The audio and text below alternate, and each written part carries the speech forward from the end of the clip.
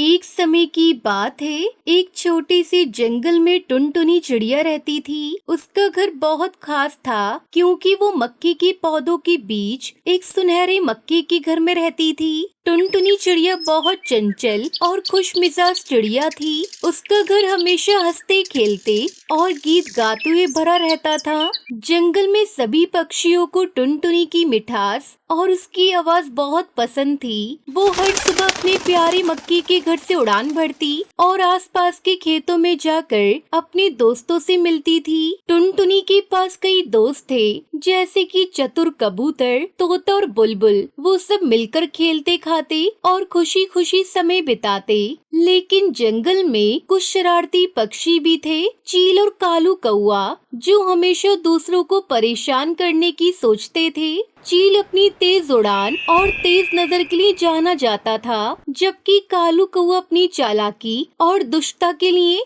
दोनों ने मिलकर टुनटुनी की खुशियों को बिगाड़ने का निश्चय किया। वो सभी टुनटुनी के पास गए और उसे धमकाने लगे।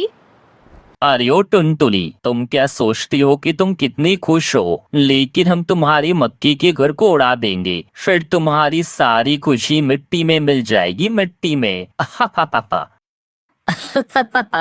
हाँ, और फिर तुम देखोगी तुम्हारे दोस्तों के पास भी कोई नहीं जाएगा।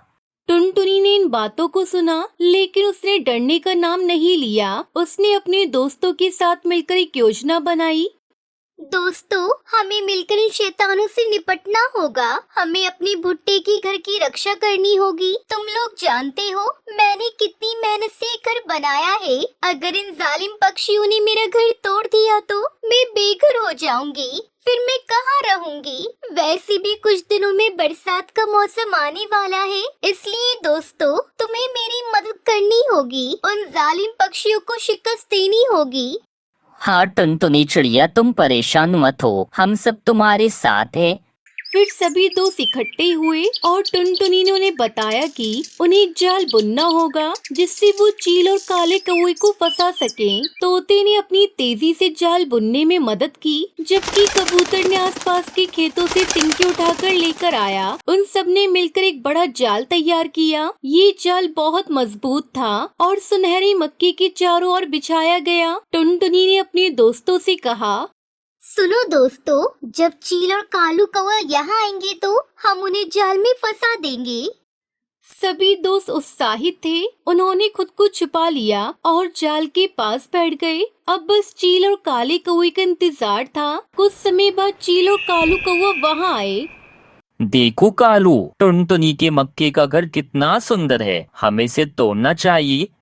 फिर जैसे ही दोनों ने मक्के के घर की ओर बढ़ना शुरू किया, टुनटुनी उसके दोस्त छुपे हुए जाल के पास तैयार थे। जैसे ही चील और कालू कौवे ने मक्के के पास आकर उस घर को तोड़ने की कोशिश की, तभी टुनटुनी ने अपने दोस्तों के साथ चिल्लाया, आक्रमण दोस्तों। फिर वो सब बाहर आए। तब तक चील और कालू कौवा जाल में फंस गए। नहीं, ये क्या हो रहा है? हम ये जाल में कैसे फंस गए?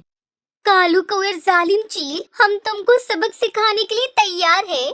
फिर सभी दोस्त हंस रहे थे और टुनटुनी ने चील और काले कौवे को समझाया, देखो दोस्तों, दूसरे को परेशान करना सही नहीं है।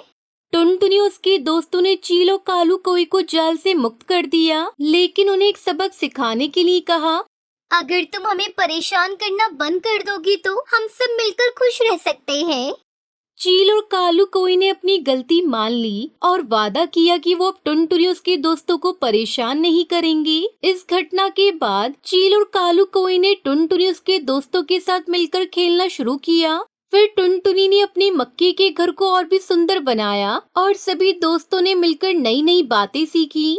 जंगल में अब शांति थी और सभी पक्षी एक दूसरे के साथ खुश रहते थे। टुनटुनी की मिठास और उसके दोस्तों की दोस्ती ने जंगल को और भी खूबसूरत बना दिया। एक दिन टुनटुनी ने सोचा कि वो अपनी मक्के के घर में कुछ नया करना चाह रही है। उसने अपने दोस्तों से कहा, चलो दोस्तों, हम अपनी मक्के के घर को सजाएंगे और उस घर को और भी आकर्षित बनाएंगे। उसमें हम आराम से खेल सकते हैं और पार्टी कर सकते हैं। हाँ टुनटुनी, तुम बिल्कुल सही कह रही हो। हम तुम्हारे भुट्टे के घर को फूलों से सजाएंगे और उसे खूबसूरत बनाएंगे। फिर सभी ने मिलकर काम शुरू किया। तोते ने फूलों को इकट्ठा किया और मक्की के घर को सजाया। जब सब कुछ तैयार हो गया तो टुनटुनी ने एक बड़ी पार्टी रखने का निर्णय लिया। उसने सभी को आमंत्रित किया। गांव के सभी पक्षी खुश होकर आए और उन्होंने मिलकर मस्ती की। इस बीच चील और कालू कौवा भी टुनटुनी की मक्की के घर के पास आए और उनके साथ खेलने लगे। इस प्रकार टुनटुनी चिड़िया, चील और कालू कौवे की कहानी ने हमें सिखाया कि दोस्ती और एकता से किसी भी बाधा को पार किया जा सकता है। टुनटुनी ने न केवल अपने भुट्टे के घर की रक्षा की, बल्कि उसने अपने दुश्मनों को भी दोस्तों में बदल दिया। जंगल में फिर से खुशियाँ लौट आई और टुनटुनी चिड़िया का भुट्टे का घर हमेशा प्यार हंसी से भरा रहा। जंगल में अब कोई भी अकेला नहीं था। अब हर कोई एक दूसरे की मदद करते थे। टुनटुनी चिड़िया का भुट्टा घर सिर्फ एक घर नहीं था, बल्कि दोस्ती, प्यार और एकता का प्रतीक बन गया। ये कहानी है राजस्थान के जंगल में रहने वाली गरीब टुनटुनी चिड़िया और उसकी दो मासूम बेटियों की। टुनटुनी चिड़िया का पति कालू कौवा बहुत ज्यादा शराब पीता था। वो सारा दिन शराब के नशे में ही रहता था और कुछ भी काम नहीं करता था। दूसरी तरफ टुनटुनी चिड़िया चाहकर भी खुद घर से बाहर काम के लिए नहीं जा सकती थी, क्योंकि अपनी बच्चियों को वो किसी के भरोसे नहीं छोड़ सकती थी। लेकिन बच्चियों का पेट भरने के लिए उसे कुछ तो करना ही था। इसके लिए टुनटुनी चिड़िया ने अपने घर के बाहर ही एक वड़ा पाव का ठेला लगाना शुरू कर दिया। वड़ा पाव ले लो, वड़ा पाव, ताजा ताजा सबसे सस्ता वड़ा पाव ले लो। तभी थोड़ी देर बाद कालू कौवा टुनटुनी के ठेले पर आता है। ए, चल जल्दी से 2 वड़ा पाव लेकर आ। आज मेरे दोस्त ने विलायती शराब दी है, वो भी आने वाला है। दोनों साथ बैठकर पियेंगे। ए जो कालू, कुछ तो शर्म करो। घर में 2 बच्चियां हैं और तुम शराब पियोगे उनके सामने। और एक बात साफ साफ सुन लो, ये वड़ा पाव बेचने के लिए है, ना कि शराब के साथ तुम्हारे चखने के लिए। अच्छा, जुबान चलाती है तू? है, रुक, अभी बिकवाता हूँ तेरे वड़ा पाव। कालू कौवा टुनटुनी चिड़िया का वड़ा पाव का ठेला पलट देता है, जिससे सारे वड़ा पाव जमीन पर गिर जाते हैं और ज्यादातर वड़ा पाव पास की नदी में गिर जाते हैं। अब वो बेचने लायक बिल्कुल भी नहीं थे। ले, अब बेच। और सुन मेरी बात, तू और तेरी वो मनहूस बेटियां सब की सब निकलो मेरे घर से। तुम लोगों की कोई जरूरत नहीं है मेरे घर में। एक बेटा मांगा था, वो तो तू दे नहीं पाई। इन 2 मनहूसों को मर दिया मेरे सर पर। जरा ये बताओ, कौन सी जिम्मेदारी पूरी की है? सारा दिन सिवाय शराब पीने की करते क्या हो?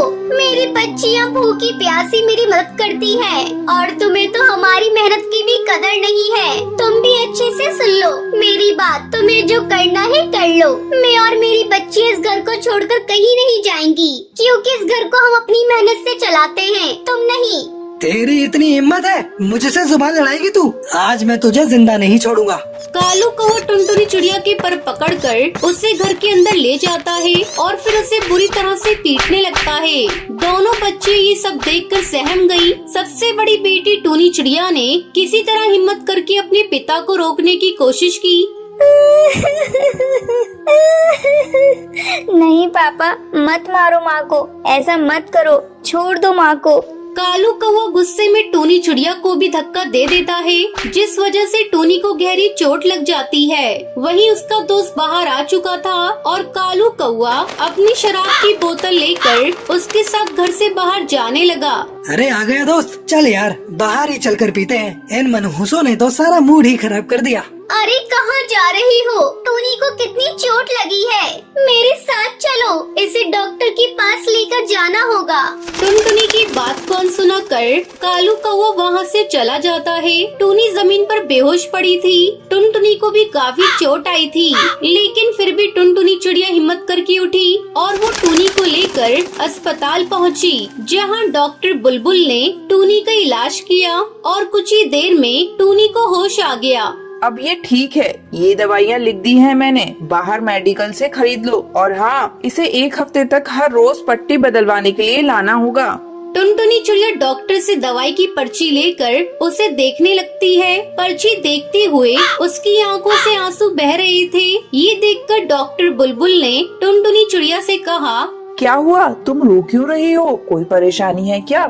मैडम जी, मैं बहुत गरीब हूँ, 2 छोटी बच्चियां हैं मेरी और मेरा पति सारा दिन शराब पी के पड़ा रहता है। मेरी बच्ची की इस हालत का जिम्मेदार भी वही है। मेरे पास बिल्कुल पैसे नहीं है। समझ नहीं आ रहा कि अपनी बच्ची के लिए दवाइयाँ कैसे खरीदूंगी।